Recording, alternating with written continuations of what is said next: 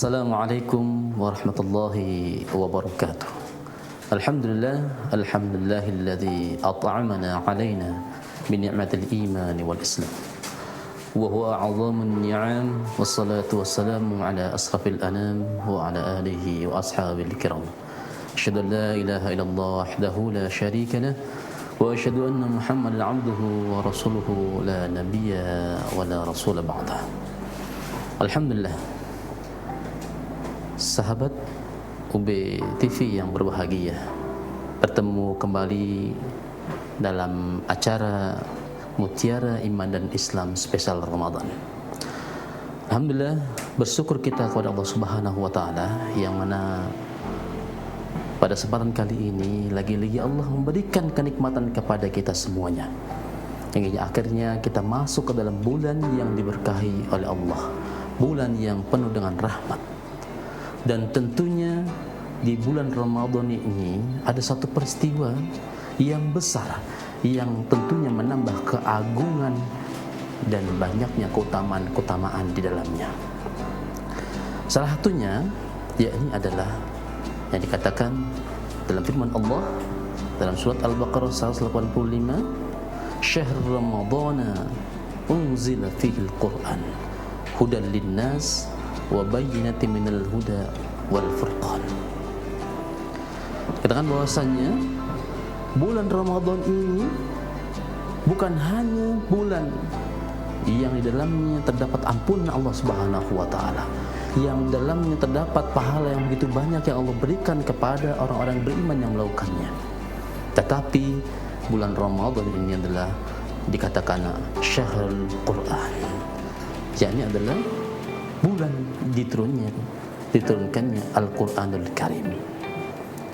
Lalu kalau ada pertanyaan, mengapa Al-Quran diturunkan di bulan Ramadan?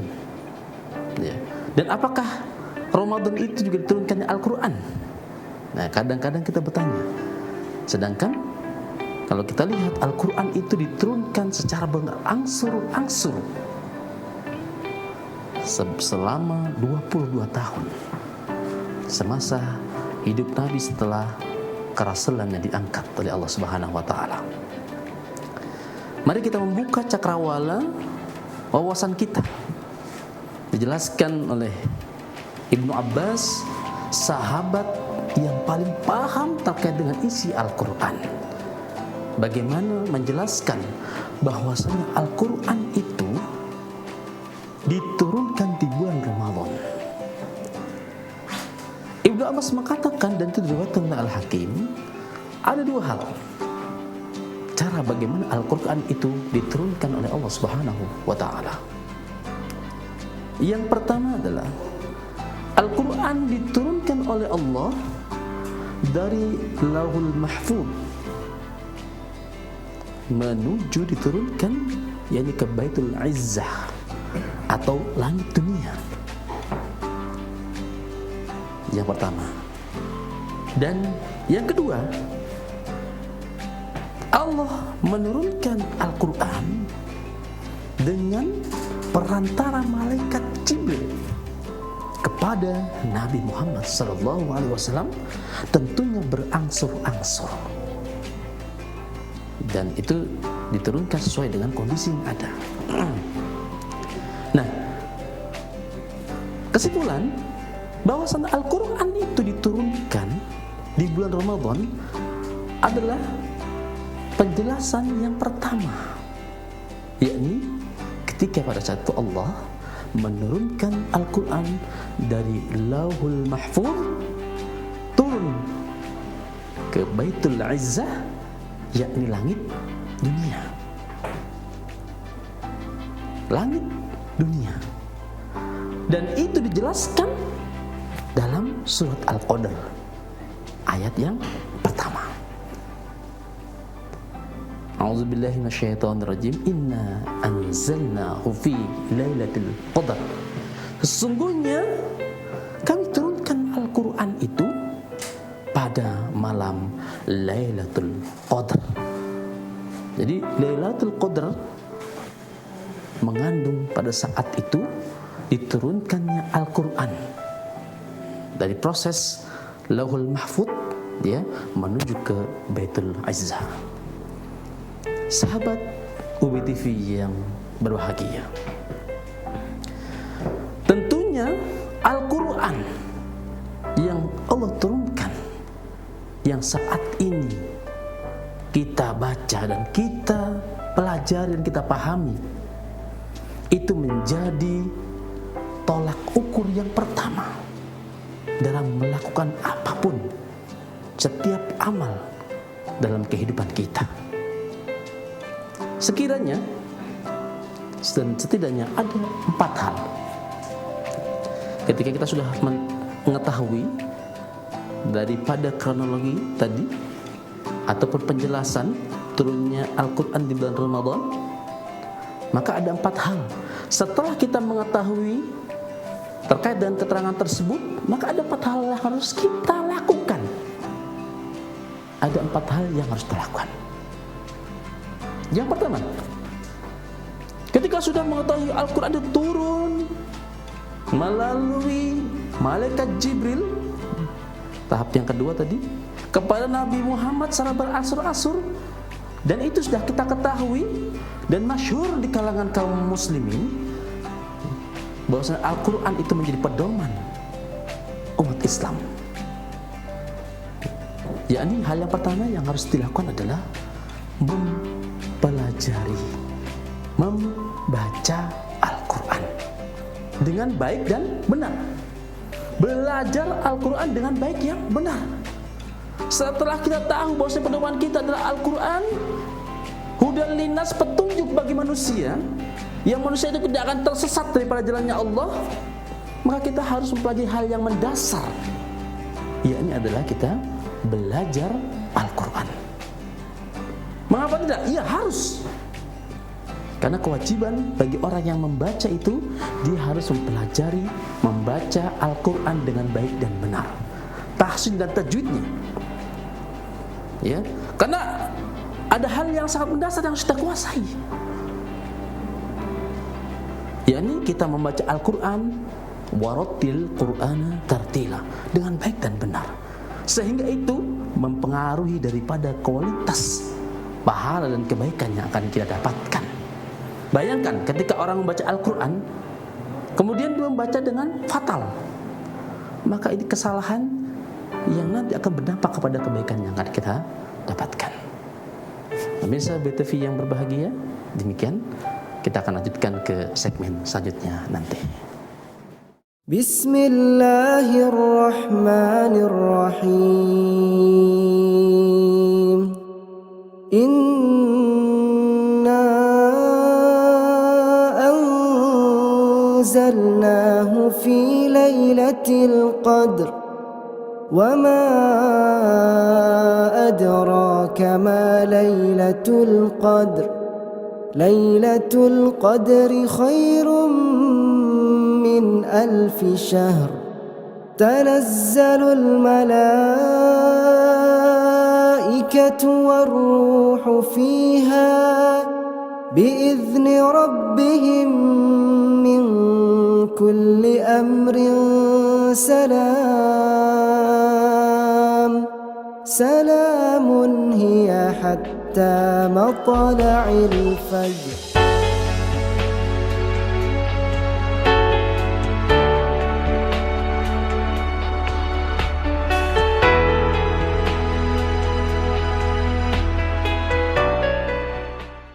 Pemirsa UBTV yang berbahagia, bersama kami kembali dalam acara Mutiara Iman dan Islam spesial Ramadan.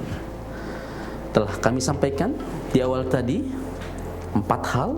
Yang pertama tadi adalah yakni kita belajar membaca Al-Quran sebagai wujud kecintaannya, maka kita harus mempelajarinya dari dasar.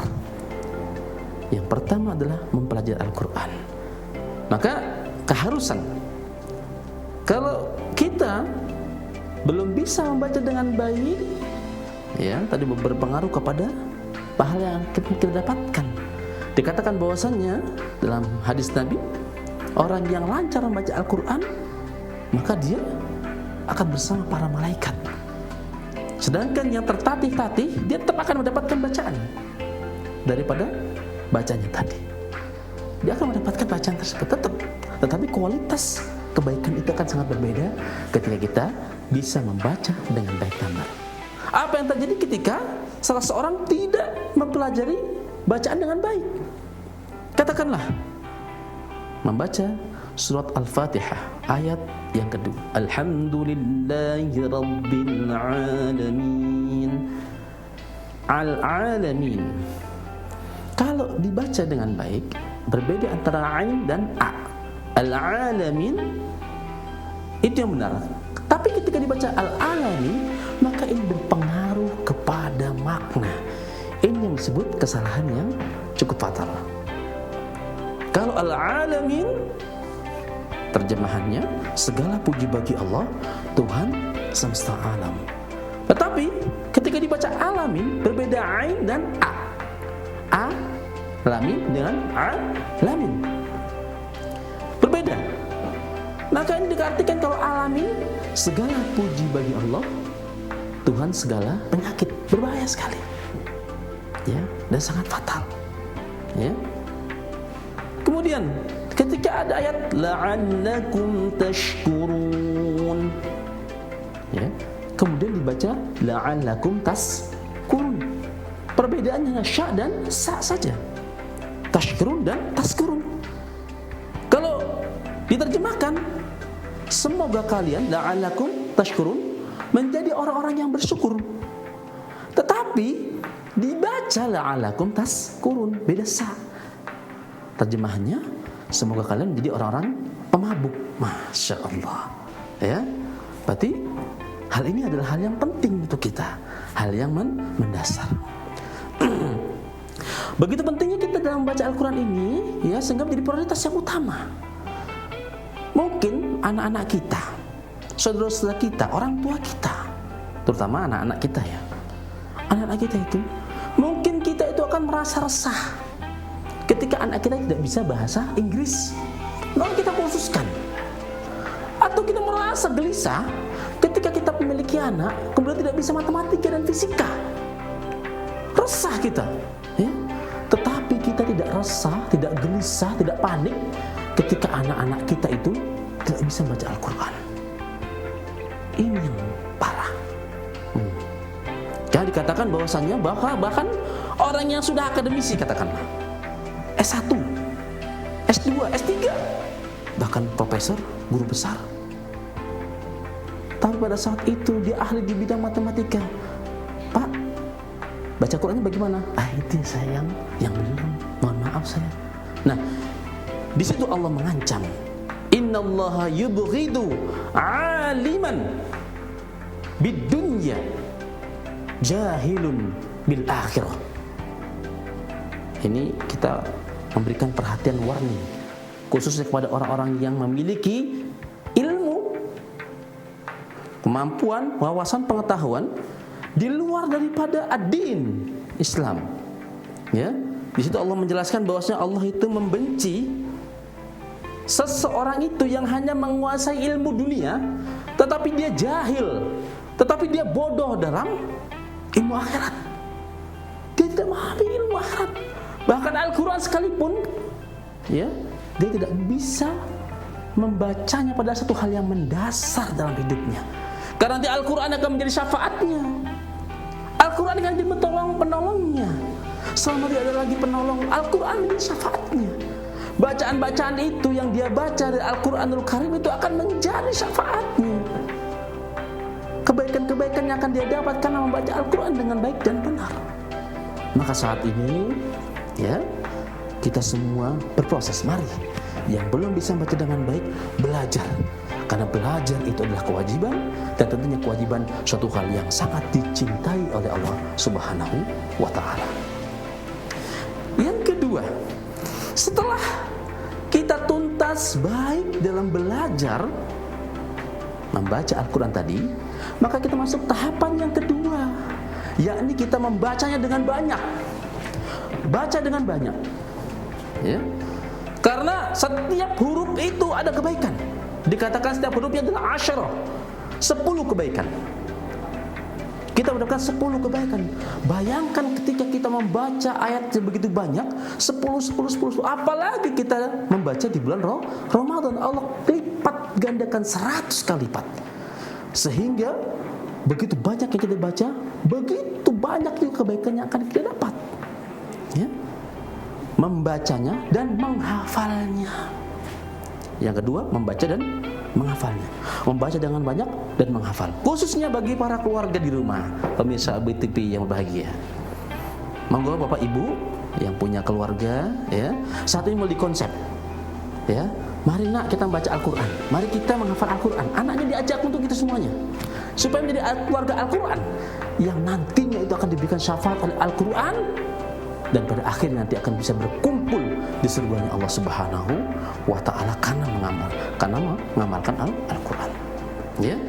Jadi yang kedua adalah menghafal Al-Quran, sebagaimana saat ini sedang senang-senangnya anak-anak kita ajak, ya. Mari, ya, supaya anak senang. Yang TPP yang kami lihat di luar sana itu sudah sangat senang sekali. Kita arahkan, ya, membacanya baik, kemudian menghafalnya, sehingga menjadi hafizul Quran, yang cinta kepada Al-Quran, yang senang kepada Al-Quran, yang kemudian nikmat membaca Al-Quran. Bagaimana seluruh sahabat itu sangat mencintai Al-Quran, ya. Jadi Al-Quran mereka berada di kepala mereka. Baik, pemirsa BTV, ya sekian. Kita lanjutkan ke segmen berikutnya.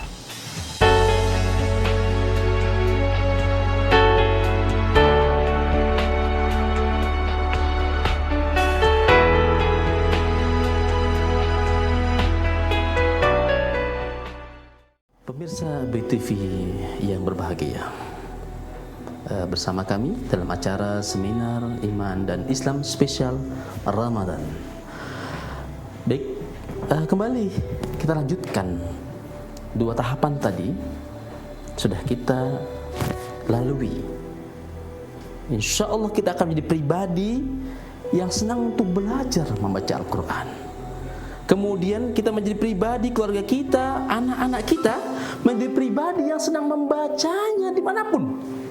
Akan sangat terasa indah ketika anak-anak kita itu berangkat sekolah, kemudian di sela-sela istirahatnya dia membuka Al-Quran. Kemudian di saku anak-anak kita itu bukan uang saja, tapi ada Al-Quran yang terselip, sehingga di waktu ketika dia menunggu saat-saat sholat dia membaca Al-Quran. Indah sekali, ya. Bahkan kita memohon pada Allah agar kita dimatikan dalam keadaan mencintai Al-Quran. Jadikan kebiasaan yang akan membawa kita sampai akhir hayat kita. Karena ada sebuah rumus, seperti apa dia hidup, maka seperti itu juga dia akan mati. Orang yang berbuat maksiat dia akan mati dalam kemaksiatannya. Bahkan orang yang meminum minuman khamar dia mati dengan minumannya. Tetapi mari didikan diri kita dan keluarga kita ini orang yang mencintai Al-Quran, karena Al-Quran itu yang menjadi kebiasaan kita setiap harinya. Maka kita mohon pada Allah, semoga Allah matikan kita, keluarga kita, anak-anak kita dalam kecintaan kepada Al-Quranul Karim. Yang kedua, selanjutnya yang ketiga ini adalah memahami Al-Quran dan merenungi Al-Quran. Imam Al-Qurtubi mengatakan bahwasannya seorang itu tidak akan bisa untuk merasakan nikmatnya membaca Al-Quran manakala dia tidak mengetahui makna dan memahami Al-Quran. Jadi orang yang tidak memahami Al-Quran, dia sudah baik, sudah belajar Al-Quran dengan baik membacanya, kemudian dia membacanya setiap hari, kemudian menghafalnya, tetapi dia belum memahaminya, maka tidak akan terasa nikmat. Bagaimana kenikmatan itu muncul? Sementara ketika dia membaca itu adalah ayat-ayat azab, tentang azab, tentang neraka. Inilah ladzina kafaru. Semuanya orang kafir itu dia akan dimasukkan finnari jahannam khalidina fiha, tentang azab. Kemudian kita tertawa-tawa biasa-biasa saja, ya. Atau surat Baroah yang terdapat dalam azab di dalamnya itu, kemudian kita diam biasa-biasa saja. Padahal sahabat itu ketika diimami oleh Nabi, ketika pada saat itu termasuk daripada sahabat yang mengikuti Nabi ketika sholat lain pada saat itu. Huzaifah mengikuti Nabi sholat tahajud waktu malam, dan pada saat itu Nabi menangis karena meresapi daripada ayat-ayat yang mengandung azab. Bisa meresapi dengan baik sehingga 5 juz tak terasa dibaca dalam 1 rakaat. 5 juz dalam 1 rakaat berdiri. Kalau kita mungkin berapa jam itu? 5 juz. Kalau saat ini 1 jam itu sekitar 1,5 juz. Berarti 3 jam berdiri. Bayangkan itu. Tak terasa. Hingga akhirnya Nabi katakan bahwasanya betis-betis beliau ini bengkak dan tumit-tumitnya pecah. Tetapi disitulah nikmat kekhusyukannya, karena memahami daripada apa yang dibaca, bacaannya yang dibaca. Dan sekali lagi, sebagaimana katakan Imam Al-Qurtubi, seseorang tidak akan bisa merasakan kenikmatan dalam baca Al-Quran manakala dia tidak bisa memahami makna dan isi daripada Al-Quran Karim. Maka mari kita ajak diri kita yang sudah bersemangat tadi di tahap pertama belajar, di tahap yang kedua kemudian membaca dan menghafalnya, dan yang ketiga kita tingkatkan untuk memahaminya, baik tafsirnya ya, baik itu terjemahannya. Maka saat ini ada rumus Bapak Ibu pemirsa UB TV yang bahagia ya. Jadi setiap hari diupayakan kalau membaca 1 halaman, maka membaca Al-Quran bahasa Arabnya, maka kita sandingkan dengan terjemahnya. Kemudian kalau kita upayakan punya tafsir, sandingkan dengan tafsirnya. Jadi ada porsi yang seimbang. Membaca Al-Quran, kemudian terjemahnya kita tahu, dan pemahamannya secara tafsir juga kita tahu. Ini sangat luar biasa. Maka pada saat itu akan bertambah ya. Wa idza tuliyat ayatihi zadatum imana. Dibacakan ayat Allah, melonjak keimanannya. Melonjak keimanannya. Orang beriman begitu. Mendengar suara Al-Quran langsung meningkat keimanannya. Ini ciri-ciri pada orang-orang beriman. Yang keempat, yakni mengamalkannya. Marilah kita menjadi orang-orang yang senantiasa mengamalkan Al-Quran, karena akan menjadi penyelamat bagi diri kita dan keluarga kita. Dimanapun tempatnya, apapun kondisinya, kita lakukan. Bagi ibu-ibu yang sudah tahu syariat, di Al-Quran ada syariat untuk berhijab, memakai kerudung, maka pakailah itu, bukannya sekedar pengetahuan, tetapi diamalkan dan didakwahkan. Jauhi makanan-makanan yang haram. Allah melarang babi di sana, jangan jauhi, ya. Diamalkan dengan baik. Sholat 5 waktu bagi laki-laki wajib, ya.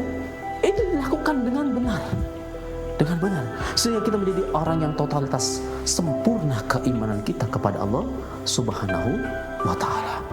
Pemirsa UB TV yang berbahagia, tentunya di bulan Ramadan ini mari kita bingkai diri kita, keluarga kita, untuk senantiasa melakukan kebaikan demi kebaikan, sehingga nanti kebaikan itu akan kita unduh, akan kita panen nanti di akhirat, di jannahnya Allah Subhanahu wa Ta'ala.